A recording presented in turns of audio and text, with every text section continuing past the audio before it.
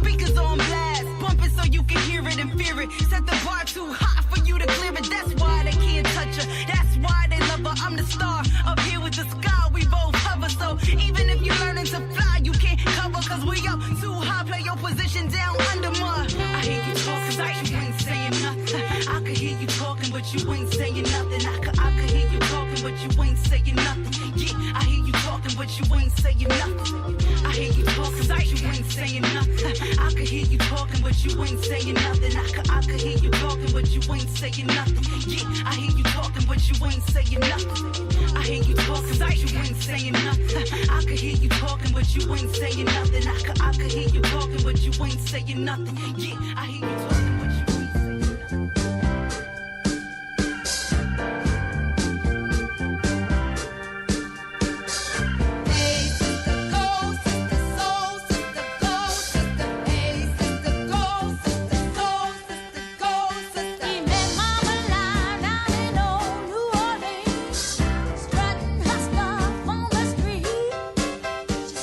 Woman Wednesday, this is the Doug Stewart Show on the Stewart Media and Entertainment Network. Speaking of which, today, we've got the Jeff Fox Show scheduled for 1 p.m., as well as later on today, not at his normal time at 2 p.m., but later on today, maybe around 4 or 5 o'clock, if you're a follower to the Stewart Media and Entertainment Network, you'll get an alert letting you know that the Cooking with the Microwave show is back on WSME, okay? All right?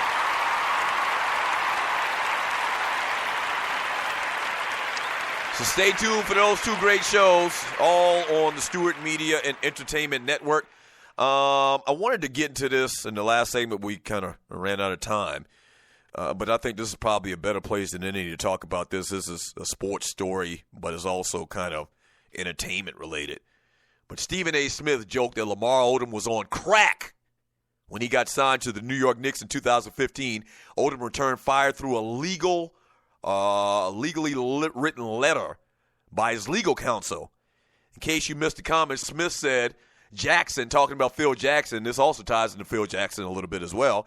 He says Phil Jackson's very first move as executive was to sign Lamar Odom, who was on crack. Smith screamed, "I love Lamar Odom, one person, the person, and God bless him, and we're wishing nothing but the best." See, he tried to go back and qualify it after the fact. But metaphorically speaking, his first move as the executive of the New York Knicks was to sign Lamar Odom, who was on crack. Let us look at this statement and what this statement does. Not only to Lamar, this is from his legal counsel, not only to Lamar, but to any and all professional athletes that are struggling with addiction, Odom's lawyer wrote in a letter with which the former athlete shared via Twitter along with the hashtag slander. And so I'm not going to go into the details of the letter, but in this letter, Lamar Odom's attorney was like, you know, this dude had a substance abuse problem, and Stephen A. Smith is making light of it. He kind of alluded that he wasn't on crack. He never failed a drug test where it was shown that he was using cocaine. But I think the biggest implication is Stephen A. stereotyping. Like, why whenever you're talking about, and really drugs are bad no matter what type or form of drug that you use, I guess, at the end of the day. But why is it that Stephen A. went there and talked about a black athlete and talked about him using crack? Whether that man was using crack, pure cocaine, heroin, or whatever, Stephen A. Smith would have no idea exactly what he would be using or what he was using. So why did he go and put and say crack and attach crack to LeBron James? You know, crack has this negative stigma even worse than the other traditional drugs that we talk about. You remember when Whitney Houston, I don't remember what was the story, but you remember Whitney Houston, somebody had said something about Whitney Houston being on crack, and she got, you know, she was insulted by that whole idea that she would use crack and not real pure cocaine.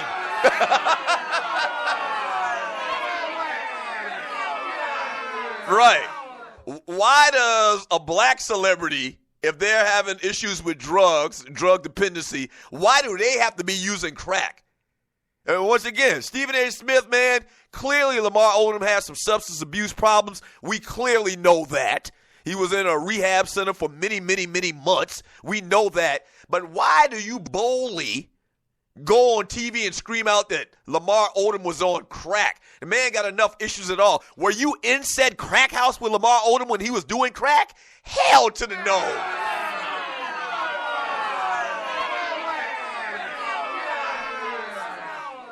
And I actually saw the video, the clip on social media, and it's a bad look. Stephen A. going to have to apologize again. He done had to apologize 11 times, man.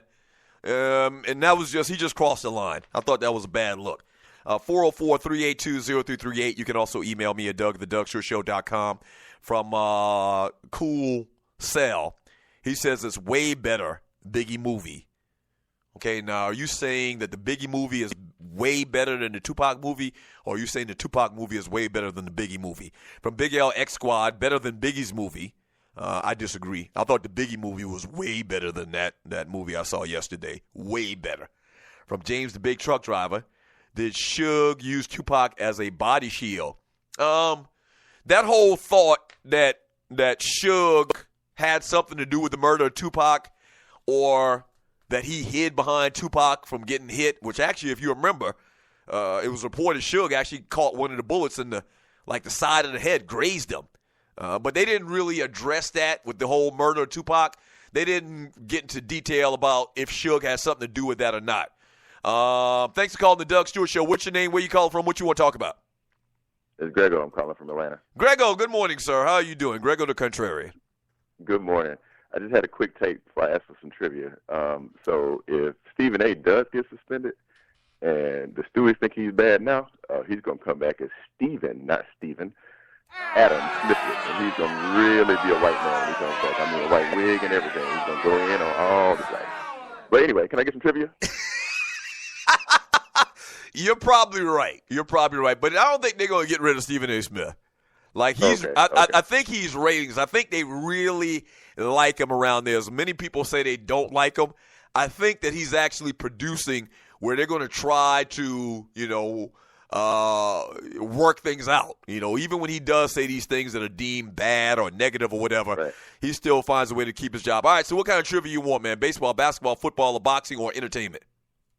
Before we jump on that, I was just going to say, because they're touring around Lamar. Like Lamar is on a lot of different places, so you know how the media do those tricks. It's like Stephen A. brought him up, so let's bring him out. Yeah. You just never know what happens. But yeah, let me get some entertainment. Okay, so entertainment. So speaking of the Tupac movie, and you're listening to the Doug Stewart Show, Tupac lived. He was born one place, moved to another place, and also moved to another place. Give me the three places, at least that were featured in this movie, that Tupac lived throughout his life. Do you think I saw that damn movie? I think he was in New York first. Wait a minute. Wait. California's not going to work. You're going to need to give me the city. Give me the three cities that Tupac called home. Let's say New York, no, and Los Angeles, and Havana, Cuba. That's where he's at right now.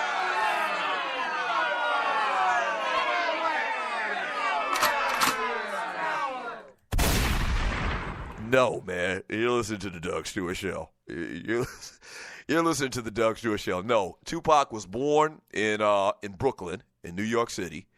He moved to Baltimore, Maryland, and also for some reason, which they really didn't get into a lot of detail about, but then he moved to the Bay Area, to Oakland, which you should know that. You should know that because he was down with the Digital Underground. Still clown with the Underground when we get around. From our Barbershop Sports Talk podcast, Pat Morita was the karate master in some of those flicks. From Emmett Bean, was it better than the man in 3B? Let's see, from Clay Hammer Davis, the music was what made that movie interesting. Oh, yeah.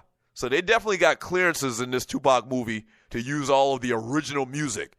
Like, that was something I was wondering what were they going to do with. Were they going to have to, do bootleg versions or whatever? Because, and I don't know who they did the movie in conjunction with, but clearly they had to get somebody to sign off all of the classic Tupac tracks they played throughout that movie. That was a good thing. I'm in there bobbing my head, man, and I played Hail Mary on this show a couple of days ago, man. They played Hail Mary. Actually, last night, remember we talked about it and I asked the question, did Hail Mary come out before or after he died? And maybe it did come out after on radio, but I think they recorded it before because he performed that song, Hail Mary, before he died, obviously. And so the way they tell the story is that song actually was out slightly before he got killed in L.A. Foul Pay, was it better than Snakes on a Plane?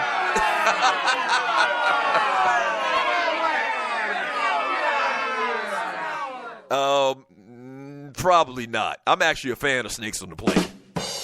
I thought Snakes on the Plane was hilarious. I thought it was very entertaining. I probably would take Snakes on the Plane before I watched that movie again last night. For Redland Kirk, Doug trying to be nice about the movie. Looks like you might want to wait for it to be on Netflix or Kodi. Am I trying to be nice about the movie? No, I'm giving an honest opinion. And I once again, I'm going to say it again. I didn't say to myself, I wasted 2.5 hours of my life. That was horrible. Like I've said for many, many movies in my day. It wasn't to that level. It wasn't great, and it wasn't bad. It was average. Thus, the 2.5 afros I gave for the rating. Simple as that. Go out and support that movie, man. I mean, the buzz around it clearly has died down a lot. It was me and the old lady and maybe 7 or 8 other people in this damn theater last night. You know, so it was on the minds of people for like a week or so, and that was it. So that too many damn scenes. Like if an average movie has 50 scenes, this movie had 125. They were short 2-minute clips, and then they go to another scene. And they did that the entire movie. That was kind of aggravating. Back in 3 minutes, the Doug Stewart Show.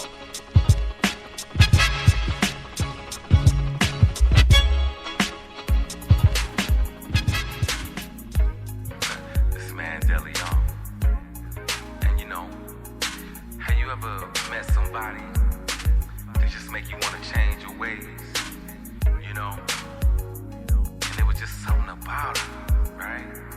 It was just something about it. First I was attracted by your thickness and then your mind. Intelligent conversation make you one of a kind. Something about the way you smile and the way you talk.